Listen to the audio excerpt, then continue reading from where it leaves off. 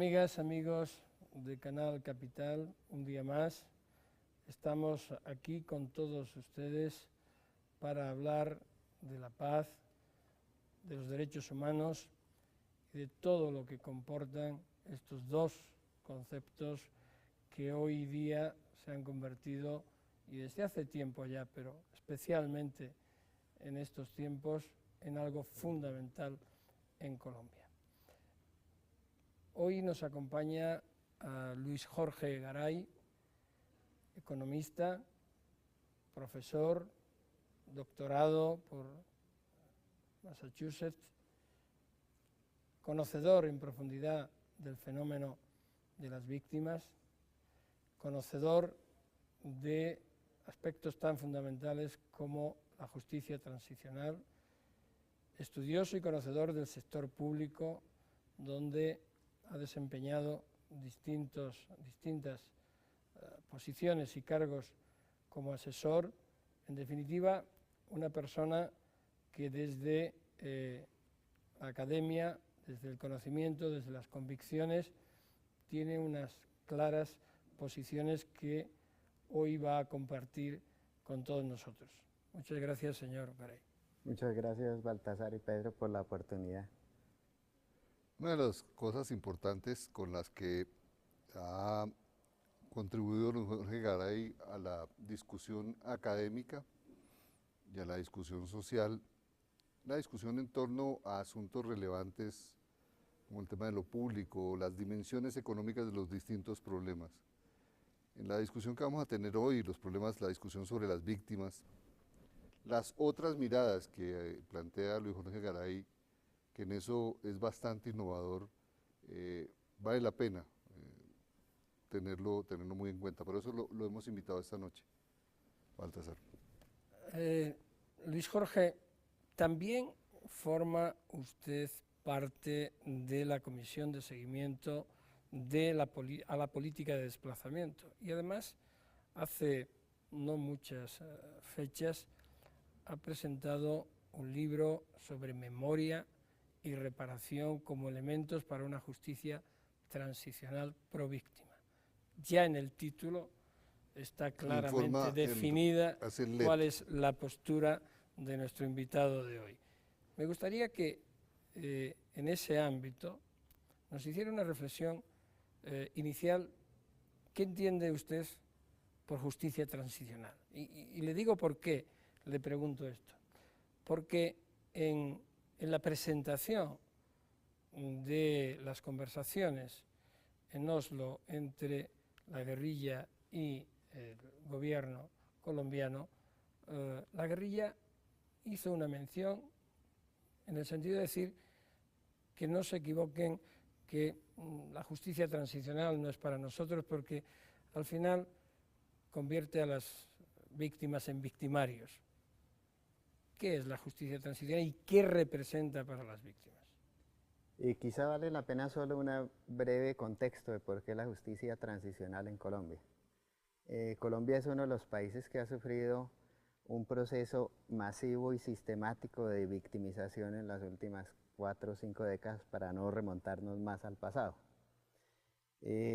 Por lo tanto, los esquemas tradicionales de justicia, ortodoxos tanto en lo penal como en lo civil, son claramente inapropiados para abordar un tema de la masividad y sistematicidad que ha tenido el proceso de victimización en Colombia.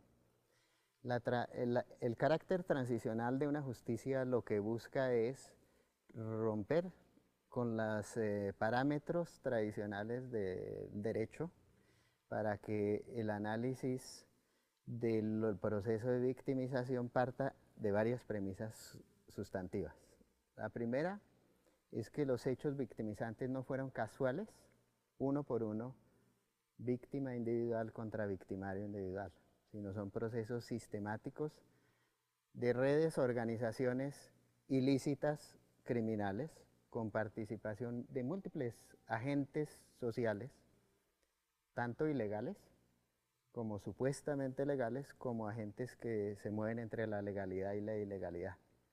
Y al ser la victimización un proceso de este carácter, pues toca adoptar un sistema judicial mucho más sistemático, mucho más coherente con la realidad y el contexto en que se desarrolló el proceso de victimización. Y esta justicia transicional debe tener, a nuestro juicio, un enfoque en defensa de las víctimas, que son precisamente la parte más débil, más vulnerada, más pauperizada y excluida de nuestra sociedad, y que no tiene ninguna oportunidad en condiciones de igualdad de enfrentar en un proceso judicial a sus victimarios. Compete, por lo tanto, en este proceso al Estado, representante de los intereses de la sociedad, asumir un rol nuevo, que es defender los intereses de la víctima y defender los intereses de la sociedad en la construcción de un proceso de no solo justicia, justicia formal, sino la justicia informal de verdad, de reparación y de garantías de no repetición, con una memoria del proceso histórico de victimización. Luis Jorge, ¿usted cree que es posible en Colombia un proceso de paz, un proceso de negociación que acabe en una finalización del conflicto sin justicia? No, mi posición en ese sentido y la de muchos ciudadanos colombianos, que tiene que haber justicia.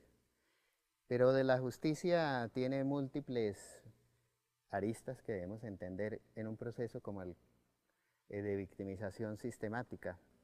Dentro de la justicia tiene que haber una concepción ética y moral, no solo es una justicia procedimental. Al tener un valor de la ética y de la moral, implica las condiciones de, primero, el reconocimiento del proceso por parte de los victimarios.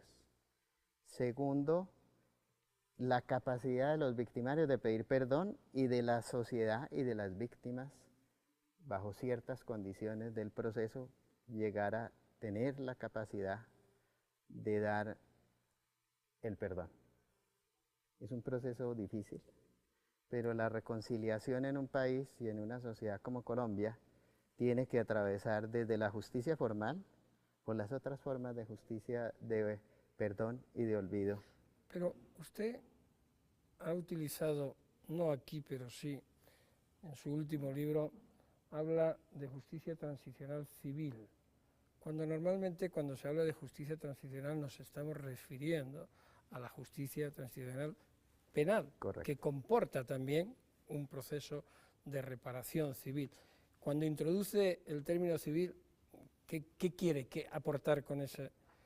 Bueno, este es un tema complejo, pero Colombia en muchas cosas tiene innovaciones, que a veces tienen aspectos buenos y a veces aspectos negativos. Pero en este caso, el proceso de victimización en Colombia ha estado muy alrededor también del proceso de poderío o poder, ejercicio del poder sobre el territorio, sobre la tierra.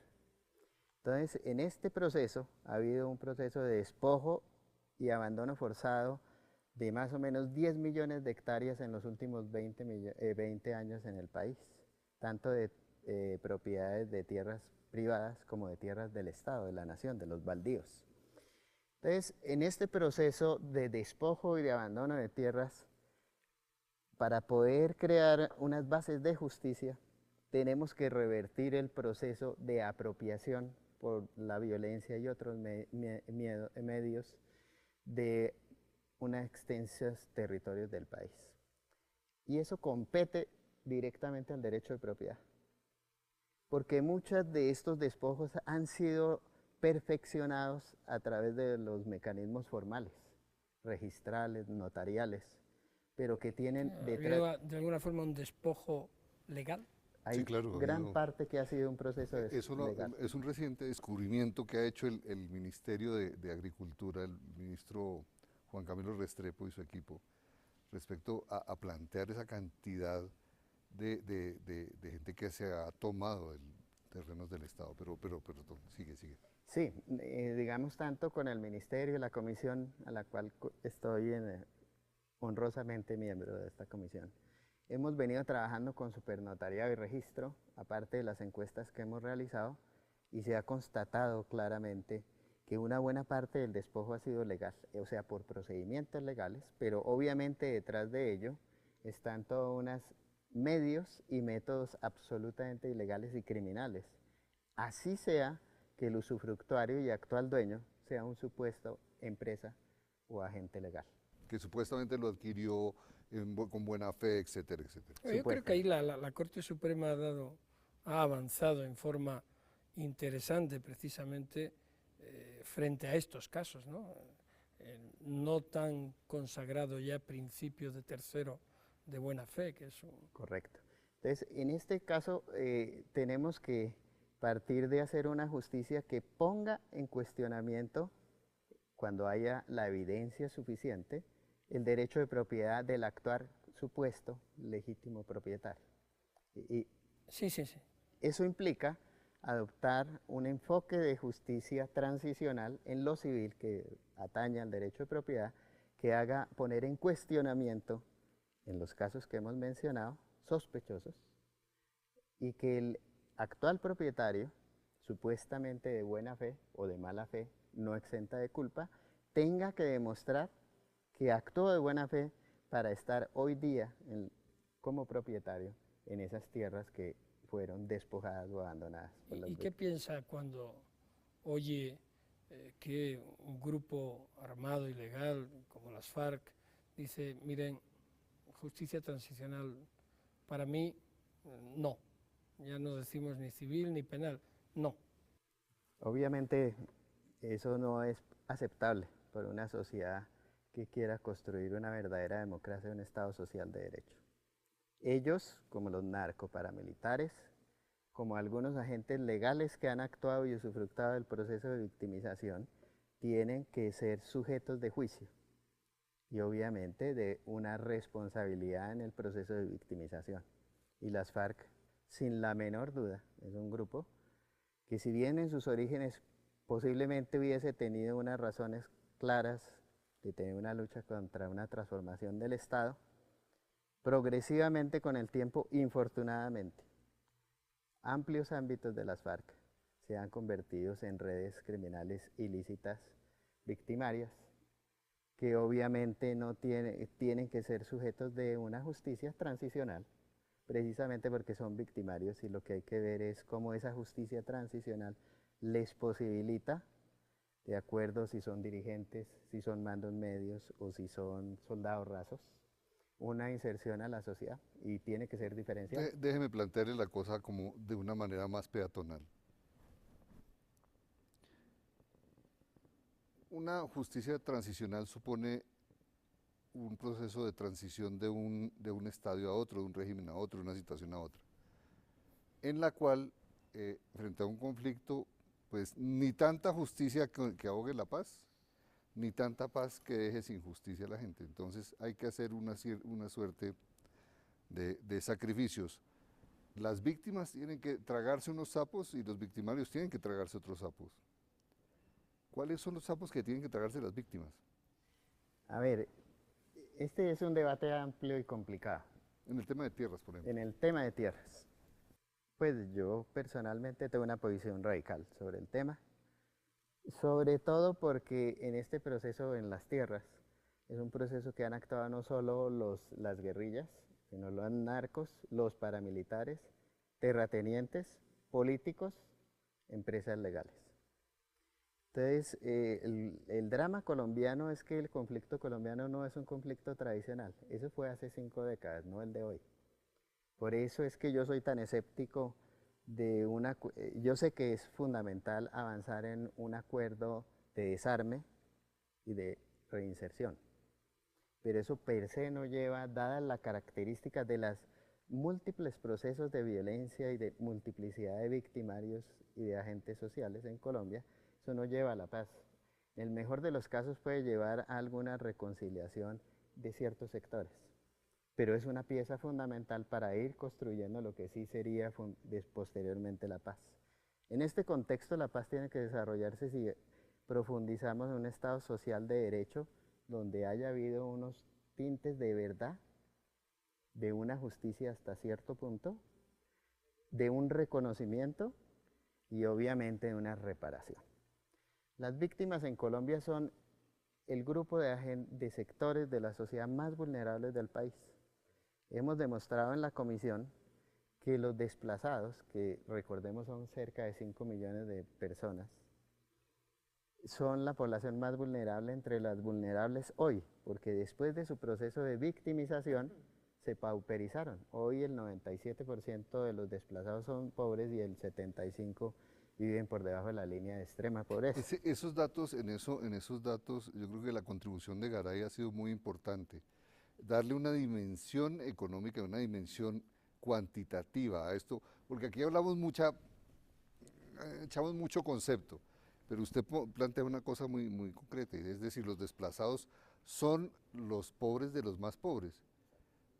Pero ¿y el tema qué es cuál es el sacrificio que hay que hacer en eso? ¿Qué les toca hacer en un Entonces, desplazamiento? son los más pobres de los pobres y además perdieron todo su patrimonio. Su patrimonio no solo económico, sino social y cultural en muchas regiones del país.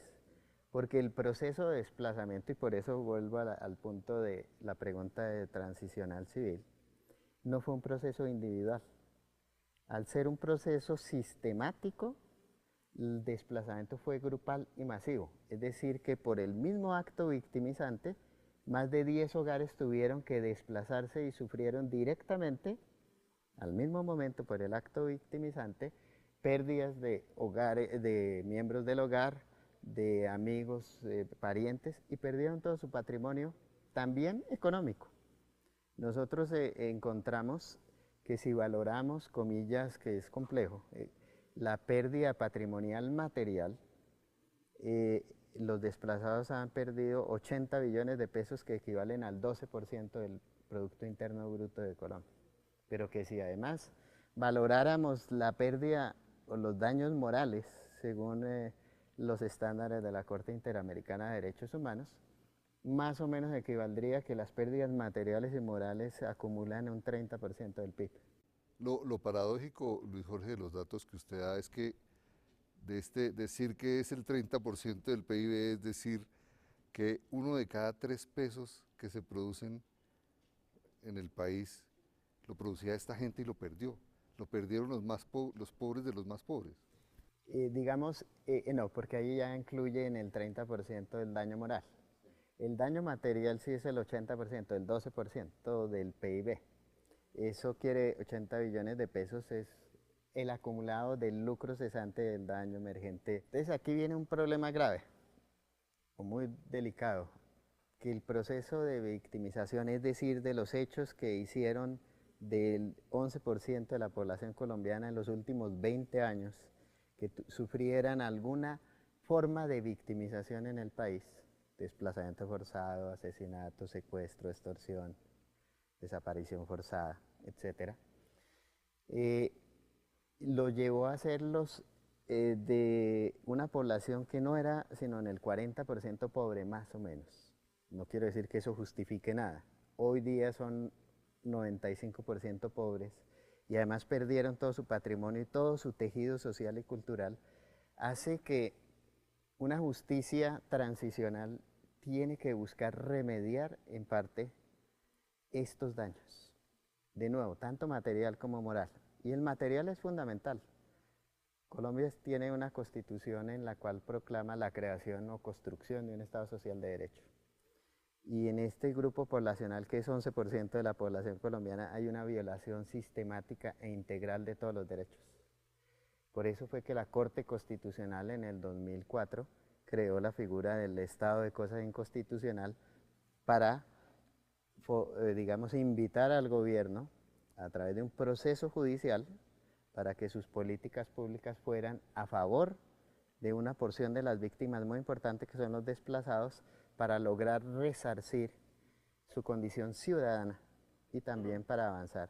Está hablando de una parte del problema que afecta a las víctimas y a los desplazados. Es decir, esto me sugiere el tema de economía y paz, economía y guerra, economía y paz, y de algo que parece que pueda estar sin relación con el fenómeno de las guerrillas o del propio proceso de paz, como pueda ser la corrupción, como pueda ser el narcotráfico, que están ahí, y la entidad económica de las FARC.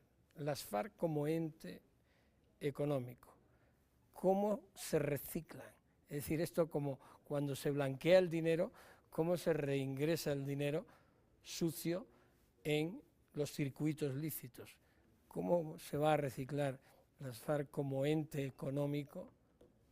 Pues las FARC evidentemente ya desde el año más o menos Porque 90. ¿cuánto estaría moviendo las FARC en términos? Pues Ese es un dato bien importante. Sí. Sí, Exactamente. ¿cuál es la economía de las A mí FARC? siempre me ha llamado la atención cuando se dicen tantos millones genera la economía encubierta o el narcotráfico o la trata de seres humanos o el tráfico de seres humanos. Pero bueno, ¿de qué economía podemos estar hablando? Bueno, digamos lo siguiente, tres datos, digamos. Aceptemos que hoy en Colombia más o menos los ingresos debido a la exportación de drogas ilícitas equivalga al 3% del PIB. Anteriormente, en las anteriores décadas, se osciló entre 5 y 6% del PIB. De ese 3% del PIB, a las FARC le debe competir al menos un 30 o 40%. O sea que estaríamos hablando de... Por ahí, digamos, el algo. 1% del PIB al menos. Obviamente puede ser más los otros negocios ilegales que tienen. Obviamente es una empresa económica, criminal, ilegal, sin la menor duda. Sin someterse a ninguna reglas de mercado, ni A nada, No paga nada. impuestos, no No tiene paga- seguridad social. nada. Con ello, pues obviamente hay corrupción dentro de las FARC además, porque se aprovecharon mucho explique eso un poco. ¿Corrupción dentro de la corrupción? sí, es decir, dentro de la O misma sea, organización. considerando como empresa económica. ¿No? Exacto. Dentro de la misma organización, uno supondría que todos los recursos son para fortalecer la organización en términos políticos, económicos y, bueno, militares, dado que es una organización militar criminal. Pero mucha de ese dinero se desvió para enriquecer a algunos de los jefes de los frentes y personalmente y de sus allegados. Porque ellos han, infortunadamente, no digo todos, pero en algunos frentes, etcétera, han adolecido de las mismas falencias que tenemos en la sociedad, unas tendencias dentro de la ilegalidad, de ser ilegales dentro de la ilegalidad. Pero eso es una teoría, es una inferencia, No, hay casos, está evidentes. comprobado, tiene con datos más concretos, con nombres, Hay apellidos. casos, sí, hay casos, por ejemplo, pues hay múltiples casos. Por ejemplo, el mono Jojoy hay evidencia que muchas de las tierras que han usurpado han sido puestas a nombre de allegados familiares y amigos del mono Jojoy. Hay casos de jefes de frentes que ya desde el año 1998 Raúl Reyes, el segundo a cargo o en la línea de mando, reconocía que ya había frente en el 98, que tenían una independencia por el hecho de que el narcotráfico les daba una capacidad económica. Hay múltiples hechos de corrupción y de rompimiento de la disciplina, si llamamos disciplina a la estructura de esa organización criminal, por el hecho del consumo de bienes de lujo y bueno, de indisciplina aún dentro de Y esos casos, recuerde Luis Jorge, casos que se reportaban reinsertados o se reportaban inmovilizados, etcétera, que habían sido acusados de robarse dinero de las arcas. Regresamos en un momento con Luis Jorge Garay, aquí en Hablando de Paz y Derechos Humanos en Canal Capital.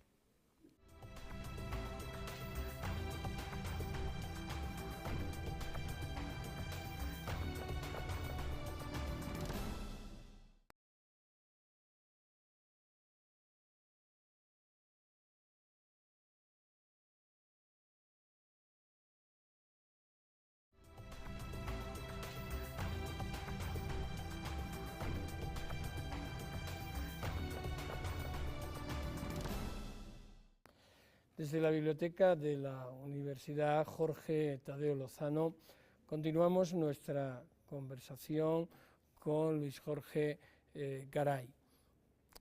Luis Jorge, ¿cuáles son los límites entre crimen organizado y guerrilla? ¿Es una cuestión semántica? Hoy día Habida cuenta que la guerrilla utiliza métodos de terror por una parte, métodos de organización criminal, y hay organizaciones criminales, como está sucediendo en México, que utilizan métodos violentos e incluso postulan ya algunas cuestiones políticas, o las bandas criminales aquí en Colombia, que ya también están posicionándose territorialmente. ¿Cuáles son los límites y qué trascendencia tiene, en definitiva, en un proceso de paso hacia una finalización de la violencia? Pues muchas gracias por la pregunta. Este es un tema, Tan fácil además, ¿no? este es un tema que hemos venido trabajando con un colega aquí en Colombia, en México, en Guatemala y ahora en Italia, sobre el caso de las FARC, un caso de las FARC. Como ilustración lo publicaremos en un próximo libro en Colombia. Las FARC inicialmente no se podrían catalogar una organización criminal, digamos, hace 50 años era otra estructura, otro propósito, otra organización. Sin embargo, a través del tiempo, en el caso colombiano, especialmente de los finales, mediados de los 80 especialmente, el narcotráfico que se alimenta del desorden social, el desorden institucional, pues obviamente sirvió de el combustible para la ampliación del conflicto y penetró y cooptó. Cooptó es cuando hay una relación de múltiples intereses entre partes. Los grupos, no solo guerrilleros, sino fundamentalmente los paramilitares, que por eso no se pueden llamar sino narcoparamilitares. En esa medida que se fue avanzando este proceso de cooptación, algunos frentes de las FARC se pueden considerar más como redes ilícitas criminales y ya de carácter en algunos casos transnacional, o sea, internacional y no solo local, por sus múltiples alianzas con el narcotráfico tanto nacional como internacional y con gobiernos internacionales. Es famoso el caso de la alianza Fujimori-Montesinos y el negro Acacio, que era el jefe comandante para el tráfico de droga en la suroccidente del país, suroriente del país, perdón. Empresa criminal con empresa criminal, ¿no? Exacto, que llevó al derrocamiento, entre otras, de Fujimori, porque él había dicho que esa operación que se descubrió que organizó Montesinos con el negro Acacio, pues había sido más bien un golpe del gobierno Fujimori para desencubrir la ilegalidad y las FARC. Y después se demostró pues, que era una asociación entre el narcotráfico y digamos, ese aparato mafioso que estaba comandando el alto estado peruano. Y pasa igual en otros casos como Pero en no me México. deje de margen al Estado. En esa confusión de límites y de conceptos, ¿qué responsabilidad, si es que la ha podido tener el Estado con sus mecanismos, todos? Acción de la justicia o no acción de la justicia, ejército, policía, corrupción. Sí, es que el proceso, por ejemplo, no solo es de Colombia. Lo que pasa es que Colombia es muy ilustrativo a lo que está pasando en países como México hoy. Bueno, el caso de Italia es un referente en todos estos procesos, pero digamos, el caso de Colombia es clave porque en las últimas 2-3 décadas tenemos multiplicidad de redes ilícitas criminales transnacionales que operan a veces en coordinación, a veces al margen, pero que tienen propósitos similares. Por eso no debe extrañarnos. Son como redes horizontales. Exactamente. Nosotros lo hemos concebido cada vez más. La evidencia empírica judicial nos la muestra, ¿no? Que ya no son estructuras jerárquicas totalmente rígidas, sino que se caracterizan hoy cada vez más por un carácter horizontal, Digamos voluble, que se están maleable. alcaidizando. Exactamente. ¿No? Como Al-Qaeda, ¿no? Esas redes horizontales. Exactamente. Y eso lo hemos visto en múltiples casos. Por ejemplo, hay casos como el de Fujimori Montesinos, fue una cooptación del Estado por la ilegalidad desde la cúpula hacia abajo. En el caso de Guatemala, de una empresa masiva de lavado de dinero al narcotráfico organizada desde la presidencia del expresidente Portillo, hoy solicitaban extradición por Estados Unidos, también fue un montaje de ilegalidades de la presidencia. Pero en el caso colombiano, el proceso de las redes ilícitas ha sido un proceso de abajo hacia arriba, o sea, desde lo local a lo regional a lo nacional, con múltiples implicaciones institucionales en el país. ¿Y ahí la interferencia ha sido mayor de los paramilitares o de las FARC en ese proceso? A ver, este es un tema muy clave. De lo que hemos investigado y de la evidencia judicial disponible, porque nosotros trabajamos solo con expedientes judiciales, que es una versión limitada, pero es la versión formal de la verdad judicial. Y evidentemente el fenómeno del narcoparamilitarismo tuvo unas implicaciones en amplísimas regiones del país y que fue una maquinaria mucho más organizada y sistemática que lo que ha sido la guerrilla, sin la menor duda, porque las alianzas del narcoparamilitarismo con la institucionalidad, con los grupos de poder político y económico de muchas regiones fue muy, no de captura, sino de cooptación mutua, de acuerdo político. De hecho, los intentos que hizo el ELN y las FARC por tomarse gobiernos locales fracasó estruendosamente. En cambio, los paramilitares sí han tenido un éxito muy fuerte en tomarse los gobiernos locales y después los gobiernos regionales y el gobierno nacional. Correcto. Ese es un tema muy interesante. Nosotros en el próximo libro tenemos el caso del ELN y Arauca. Arauca es un departamento que en su momento, estamos hablando de los finales de 70 y 80, recibió cuantiosos recursos de regalías porque era el departamento petrolero en ese momento. Y el ELN hizo un proceso de cooptación que no lo hay en ninguna otra parte del mundo que conozcamos. Es que el proceso de cooptación en las instituciones no se hizo a través directamente de los actores ilegales, sino de la construcción de un entramado de organizaciones sociales. Esto no es para estigmatizar las organizaciones sociales, sino algunas cooperativas, incluso empresas y formas de empresariales, microempresas, y obviamente el ámbito político, porque la cooptación del Estado y de las instituciones que se manifiesta no solo con la violencia, sino cada vez menos con la violencia y cada vez más con la política.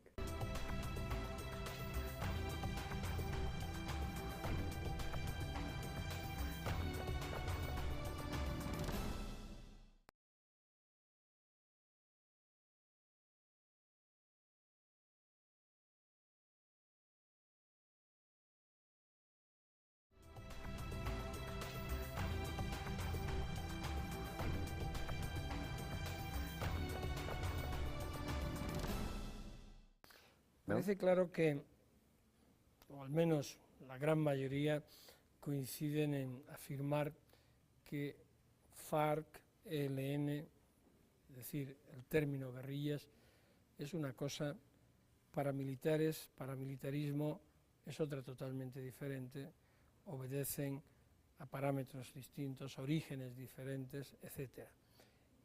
¿En qué nos puede servir la experiencia de la Ley de Justicia y Paz después de la desmovilización de los paramilitares como modo de compensar y garantizar los derechos de las víctimas en este otro proceso recién comenzado respecto de la guerrilla? A ver, yo creo que crecientemente las FARC se asimilan en su, digamos, estructura operativa organizacional crecientemente a los paramilitares, con sus peculiaridades muy diferentes, con sus propósitos muy diferentes. Eso es una afirmación gruesa por su parte. Esa es una afirmación gruesa porque hay ciertos, digamos, ámbitos de las FARC que al haber creado redes ilícitas criminales ligadas al narcotráfico, pues la evidencia nos muestra que operan igual que los narcoparamilitares. Pierden ideología ya, ¿no?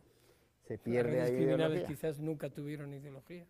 Ahora, tuvieron ideología, hay ciertos ámbitos que están en lo político, pero digamos tenemos que entender toda esa gran estructura conflictiva y contradictoria interna. Entonces digamos que hay una porción importante económica y de poder territorial con la ilegalidad de las FARC que actúan, comillas, a manera y semejanza del narcoparamilitarismo en lo local. Obviamente ellos están restringidos muy en lo local, Y en la medida en que no puedan en ciertos territorios están las alianzas que hemos visto con el narcoparamilitarismo. O sea, operan en el territorio con las BACRIM o los paramilitares con propósitos criminales ilícitos. Entonces, aquí me da la oportunidad de hablar de la Ley 975 de Justicia y Paz, que ha sido, perdón que lo diga de esa manera, un fracaso, y perdón decirlo así, que la experiencia vuelve al punto inicial que hablamos en la entrevista. Hoy estos grupos, tanto guerrilleros como narcoparamilitares, son redes ilícitas, que no son solo ilegales criminales, sino son redes donde participan simultáneamente legales y grises, que actúan entre la legalidad y la ilegalidad, y son movimientos que no se pueden entender solo como criminales, en el puro sentido criminal. Esa es la realidad moderna de hoy. Entonces la ley de justicia, toda ley, por eso se requiere la transicional, es porque toca adoptar un nuevo paradigma y hermenéutica judicial, o jurídica, perdón, que entienda que el fenómeno es sistemático y de una operación en red con multiplicidad de agentes. En términos más comprensibles, ¿qué quiere decir? Eso quiere decir que nosotros no podemos avanzar a la reconciliación pensando que solo es la guerrilla pura y solo es el narcoparamilitarismo puro, sino que todas estas organizaciones estructuralmente están ya integradas con sectores supuestamente legales de la sociedad, con instituciones, que hace que nuestro proceso de verdad, justicia y reparación tenga que involucrar a estos otros estamentos de la sociedad, o de lo contrario no podemos avanzar a una construcción de reconciliación. Pero usted hizo una afirmación muy fuerte, y es decir, que la ley de justicia y paz es un fracaso, o fracasó. ¿En qué términos fracasó? A ver, pues sí, perdón, porque de muchas maneras estoy trabajando indirectamente en digamos, en apoyo a ciertos procesos del proceso de justicia y paz. ¿Fracasó en qué términos? En que en el periodo establecido no pudimos avanzar en la construcción del conocimiento de la verdad, primero.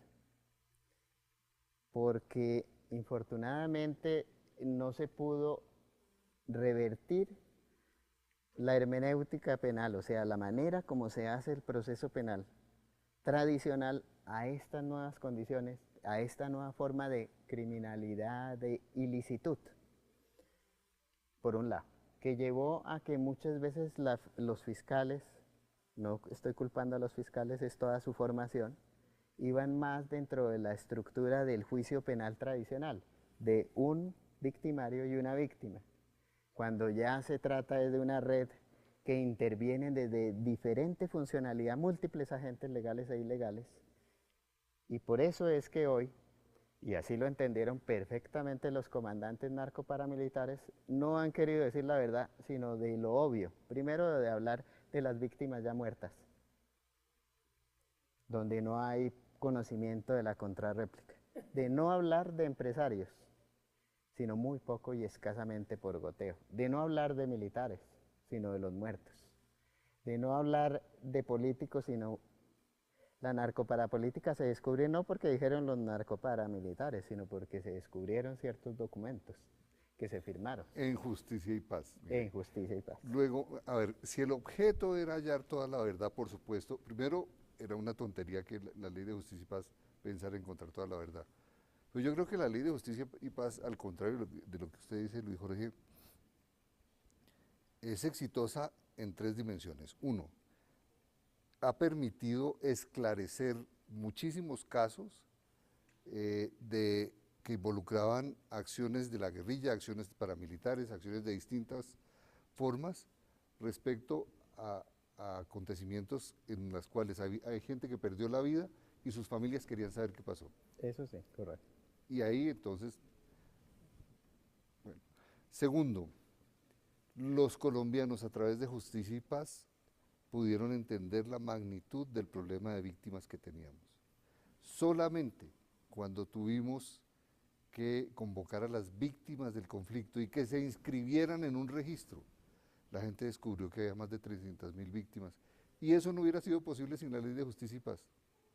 Estoy de acuerdo. O sea, cuando hablo fracaso, es una afirmación fuerte, entonces no, En debo el matizarla. tiempo, ¿no? Es decir, Fracaso es en el decir, tiempo. Exacto. se reconsidera. El tercer elemento que me parece importantísimo de la Ley de Justicia y Paz es que generó en los colombianos o sembró en los colombianos una semilla importantísima de confianza en la justicia. Para quienes hemos estado de alguna manera, y usted mismo, Luis Jorge, ha estado en eso, en este proceso, mucha gente, a pesar del origen discutido, cuestionado, etcétera, cuando se aprueba la ley finalmente, cuando después la ajusta la Corte Constitucional, cuando la reglamentan, la gente la acepta como una regla de juego y confía en eso. Lo que pasa, Pedro, es que quizás, yo creo, tiene bastante razón Luis Jorge cuando, según he entendido, la crítica va más en los tiempos. Es decir, esa confianza que genera cuando en el tiempo se dilata la aplicación y los resultados tardan en llegar, las propias víctimas sufren o se puede producir una revictimización y de ahí esa incidencia en la que permanentemente se está tratando Pero es que de agilizar el la fracaso ley no de es de la justicia y ley, es de paz. los legisladores en la Claro, medida en que no. no entendieron la dimensión. Sí. Mire, uno, ver un personaje como el fiscal González que tuvo que al lado de la puerta de un baño poner su escritorio, y ese fue el primer escritorio de Justicia y Paz, sobre el cual tendría que construir la unidad de Justicia y Paz, que es, bueno, ni la fiscalía estaba preparada, nadie estaba preparado. El gobierno del presidente Uribe impulsó una ley de la que nadie esperaba, la oposición se opuso, todos finalmente terminamos creyendo en esa ley. Y creo que un activo muy importante de esa ley es que generó un espacio muy ¿Y importante. qué ocurre, por ejemplo, cuando en la reforma de la Ley de Justicia y Paz se debate la posibilidad, sacan el incidente de reparación del ámbito judicial y lo trasladan al ámbito cuasi administrativo de la Ley 1448, de la Ley de Víctimas? ¿Eso cómo se percibe desde el punto de vista de las víctimas? Y usted es un estudioso precisamente del fenómeno de las víctimas. Sí, y solo si me permite aclaro, sí.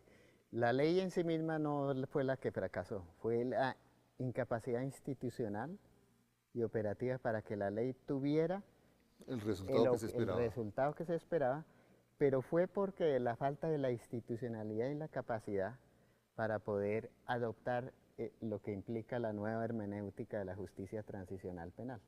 Y la reforma a la ley 975, que espero con la reforma que la Fiscalía está buscando, apunte a corregir las fallas de la implementación de la ley para avanzar a una verdad más comprensiva y de que los victimarios que están ocultos, porque hoy no han aparecido, pero que estuvieron ahí, aparezcan. Porque es que no solo se trata de empezar a reconocer víctimas, es fundamental en la reconciliación conocer los victimarios. ¿Pero qué pasa con el incidente de reparación? Bueno, entonces es verdad. Sobre ese tema, así como pasó con la implementación de la 975, estamos viendo que va a pasar lo mismo con la ley 1448, que no hay la institucionalidad ni las condiciones para que la implementación adopte una verdadera justicia transicional civil, que es aún más compleja que la penal. La ley de víctimas y la ley de restitución de tierras. ¿Hasta dónde es una realidad o una utopía? ¿Y qué valor tiene que el presidente Santos, que esta administración haya apostado decididamente por una ley reparadora, una ley de restitución de tierras como núcleo o uno de los núcleos para la resolución del conflicto? ¿Es una realidad? ¿Puede generar más frustración? ¿Es inalcanzable? ¿El valor económico? La ley de víctimas tiene un primer, digamos, logro social histórico en Colombia, que es la primera vez que reconocemos el carácter de víctima como sujeto social ciudadano. Y eso es invaluable. La ley en su proceso legislativo se fue desboronando en buena medida en su carácter garantista pro víctima, pero es una ley que es modulable y la debemos entender que la debemos modular para buscar los mejores logros, así como la 975 hay que modularla a ver cómo se puede lograr. Entonces, digamos que El gran problema es que llevamos 50 o más años de un proceso sistemático de despojo y abandono, donde han participado toda esta institucionalidad formal e informal. Revertir ese proceso es una reversión Es una tarea pero muy compleja, descomunal. descomunal. Entonces, obviamente sabemos las limitaciones, nosotros como ciudadanos tenemos que buscar que tenga, ojalá, las mayores condiciones de lograr un relativo éxito. ¿Y cree que esa ley protege adecuadamente los intereses, por ejemplo, tiene en cuenta los intereses de género, tiene en cuenta las realidades nacionales, indígenas, afrocolombianos, las realidades campesinas, la seguridad? Es decir, ¿es una ley integral? Y ha buscado ser integral, obviamente hay que complementarla para ser más integral. La ley tiene unas falencias muy graves, muy peligrosas, que es que en la última discusión, vuelta de análisis en el Senado de la República, se introdujo en medio de todo este proceso una figura que se llama terceros de buena fe, exentos de culpa. Es una figura que es absolutamente delicada y grave, porque ya hay evidencias empíricas reconocidas que empresas muy reconocidas, legales, con presencia internacional incluso, han usufructado de manera sistemática la compra de bienes, de tierras que fueron fruto de despojo, en zonas claramente donde hubo despojo. O incluso siendo acusados, y hay procesos contra esas empresas por despojo. Exacto. Haber desplazado a la gente. ¿Verdad? Entonces, digamos, en este proceso, como ha habido un nivel de informalidad tan alto en la tierra, quiere decir que hay unas condiciones muy propicias a que los victimarios o terceros testaferros o legales que usufructuaron a través de diversos procedimientos la adquisición de esas tierras, estén usufructuando tierras de violencia y de despojo. Entonces, uno de los grandes temas es que habrá un gran número de casos de opositores para devolverle la tierra a sus verdaderos poseedores y propietarios. Y son agentes sociales muy poderosos. En el trabajo que ustedes están haciendo, ¿han identificado ese fenómeno que están denunciando en muchas partes de los ejércitos ante restitución de tierras? Pues nosotros directamente no hemos tenido trabajo, digamos, en campo. Estamos trabajando en las oficinas de supernotariado local. Entonces no hemos tenido la evidencia empírica, pero obviamente sí hay muchas zonas donde se dice que hay evidentemente ejércitos, no a la usanza de ejércitos formales, sino de escuadrones, de grupos armados que van anunciando pues la no restitución. ¿Hasta qué punto una escenificación pública del inicio de unas conversaciones donde se exponen los criterios e incluso se plantean categorización de víctimas por parte de los actores armados y legales de la guerrilla, no supone en sí misma una revictimización de las víctimas que perciben ese momento, aunque sea para afirmar que se inicia el camino hacia el final?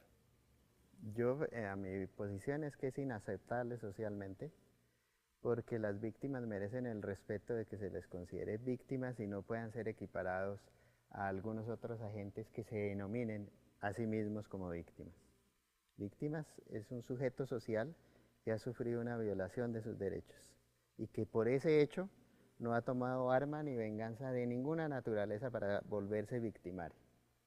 Y eso me parece que la razón que está aduciendo las FARC en un momento dado, que algunos de ellos sufrieron, digamos, una victimización probablemente del Estado en su momento, en confrontación, y que eso les dio la legitimidad de ser victimarios de población, amplia población del país. Eso no es aceptable, ni ética, ni moral, ni jurídica, ni políticamente, obviamente.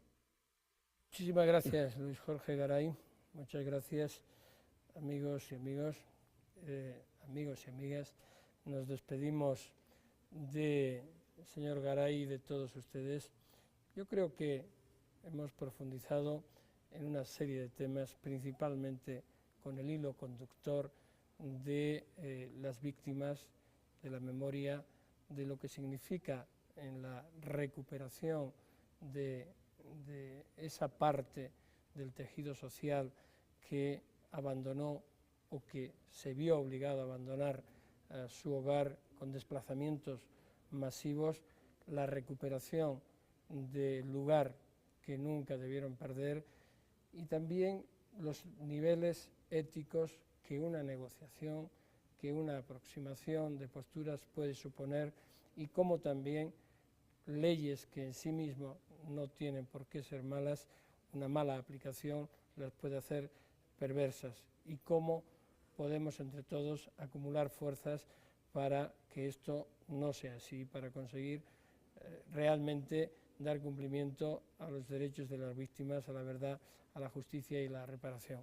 Muchísimas gracias, Muchas gracias señor Garay. Buenas noches. Hasta la próxima semana, donde vamos a invitar a otro colombiano u otro personaje internacional aquí en Hablemos de Paz y los Derechos Humanos en Canal Capital.